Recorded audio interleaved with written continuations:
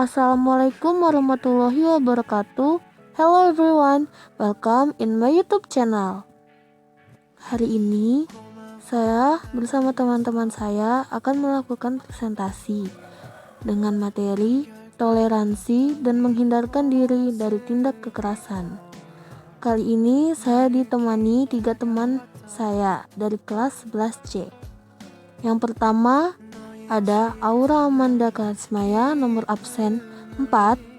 Yang kedua ada Ayu Ainun Triana nomor absen 5. Dan yang ketiga ada Mitslitas Jauna nomor absen 20. Untuk materi yang pertama akan disampaikan oleh Aura Amanda Karismaya. Kepadanya kami persilahkan. Jadi pertama ada perilaku toleransi. Perilaku toleransi dalam kamus KBBI sendiri adalah bersifat menenggang, yaitu menghargai, membiarkan, dan membolehkan. Juga pendirian, yaitu pendapat, pandangan, kepercayaan, kebiasaan, kelakuan, dan sebagainya. Yaitu yang berbeda atau bertentangan dengan pendirian sendiri. Itulah yang dimaksud dengan perilaku toleransi. Toleransi juga bisa dimaknai dengan menghormati dan belajar dari orang lain, menghargai perbedaan, menjembati kesenjangan di antara kita sehingga tercapai kesamaan sikap. Sikap toleransi atau tasamuh adalah satu di antara 3 sifat terpuji dalam bermasyarakat, yaitu moderat atau tawasud, dan objektif, yaitu tawazun. Perilaku toleransi sendiri sudah dijabarkan di surah Al-Quran, yaitu contohnya di surah Yunus. Ayat 40 yaitu, dan di antara mereka ada yang beriman kepada Al-Quran, dan ada pula di antara yang tidak beriman langsung kepadanya. Dan ingatlah, Tuhan lebih mengetahui akan orang-orang yang melakukan kerusakan. Juga di surah Yunus ayat 41. Dan jika mereka terus-menerus mendustakanmu, wahai Muhammad, maka katakanlah, bagiku amalku, dan bagi kamu pula amal kamu. Kamu tidak bertanggung jawab akan apa yang akan aku kerjakan, dan aku juga tidak bertanggung jawab akan apa yang kamu kerjakan. Sekian penjelasan dari saya, akan dilanjutkan oleh saudari Ayu Ainun Triana. Padahal dipersilakan. Terima kasih Maya telah menjelaskan perilaku toleransi dan surah-surah yang menjabarkan tentang toleransi. Selanjutnya, Ainun akan menjelaskan apa sih contoh perilaku toleransi itu. Yang pertama, tidak mengejek masyarakat yang berbeda agama. Jadi teman-teman harus menghormati agama lain. Yang kedua, tidak ikut campur urusan agama orang lain. Jadi teman-teman cukup mengurusi agama teman-teman sendiri. Yang ketiga, tidak memaksakan orang lain menganut agama kita. Jadi teman-teman tidak usah untuk mengajak orang lain, ayo masuk agamaku, tidak perlu. Yang keempat, membiarkan masyarakat yang berbeda agama beribadah dengan tenang. Teman-teman harus menghormati orang yang beribadah. Yang kelima, berteman dengan siapa saja walaupun berbeda agama. Jika teman-teman berteman, jangan memandang perbedaan, apalagi perbedaan agama. Itu tidak baik. Yang keenam, tidak merusak tempat ibadah orang lain. Nah, kalau teman-teman beribadah, tempat ibadah teman-teman dirusak, pasti teman-teman marah kan? Jadi, teman-teman harus berperilaku seperti itu juga kepada agama yang lain. Yang ketujuh, saling peduli dan tolong-menolong walaupun berbeda agama. Kalau agama lain sedang dalam kesusahan, kita harus saling menolong karena kita hidup sebagai makhluk sosial yang saling membutuhkan pertolongan. Dan yang terakhir, tidak mengganggu orang lain yang berbeda agama ketika beribadah. Jadi, kita harus menghormati juga jika orang lain beribadah.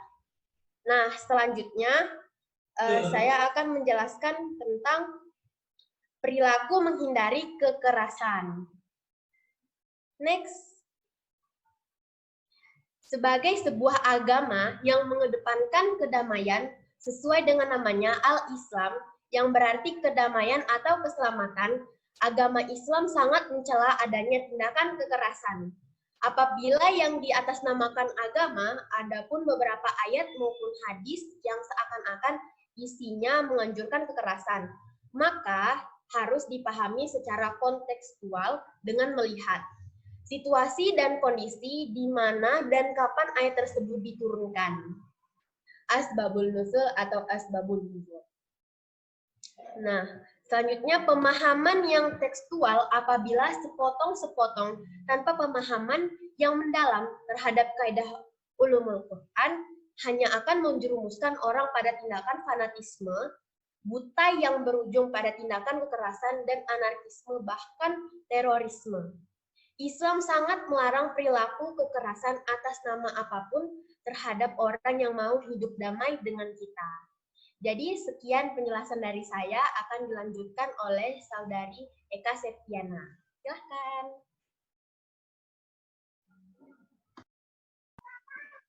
Terima kasih Saudari Ainun.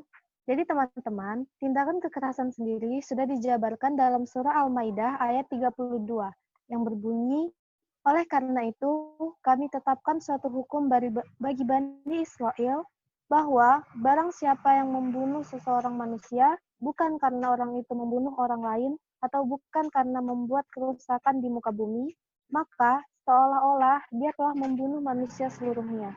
Dan barang siapa yang memelihara kehidupan seseorang manusia, maka seolah-olah dia telah memelihara kehidupan manusia semuanya. Dan sesungguhnya telah datang kepada mereka rasul-rasul kami dengan membawa keterangan-keterangan yang jelas. Kemudian banyak di antara mereka sesudah itu sungguh-sungguh melampaui batas dalam berbuat kerusakan di muka bumi. Contoh perilakunya yaitu menghormati dan menghargai akidah orang lain, selalu bersikap waspada kepada seseorang yang berlaku mencurigakan, bersikap toleransi dalam hal apapun, dan menghormati pendapat orang lain. Sekian yang dapat saya sampaikan. Selanjutnya kami serahkan kepada Saudari Mixi Tasjawana. Kepadanya kami serahkan. Kesimpulannya adalah sikap toleransi tidak dapat dipahami secara terpisah dari bingkai syariat, sebab jika terjadi maka akan menimbulkan kesalahan makna yang berakibat tercampurnya antara hak dan yang batil, dan ajaran toleransi merupakan sesuatu yang melekat dalam ajaran Islam sebagaimana terdapat pada iman, Islam, dan ihsan. Bahkan agama apapun juga mengajarkan untuk bertoleransi. Adapun sikap toleransi sendiri yakni menghargai keyakinan agama lain dengan tidak bersikap menyamakan keyakinan agama lain dengan keyakinan Islam itu sendiri. Dan manfaat dari toleransi itu sendiri yaitu menghindari perpecahan, memperkokoh hubungan, dan mengkokohkan iman. Next. Yang kedua yaitu kesimpulan dari menghindari kekerasan. Menghadapi fenomena kekerasan ini, sudah banyak upaya yang dilakukan jajaran Polri dan pemerintah, baik dalam pendekatan preventif hingga represif, bahkan hampir dalam setiap rencana strategis Polri, masalah penanggulangan kekerasan selalu menjadi prioritas utama untuk diselesaikan, namun tetap saja kekerasan demi kekerasan terjadi. Oleh karena itu, sebagaimana umat dan warga negara yang tertib dan damai, mengamalkan perilaku yang menghindarkan kita dari kekerasan perlu dikembangkan agar kasus kekerasan di negara ini berkurang. Terlebih bagi beberapa oknum dalam kasus kekerasan mengatasnamakan agama.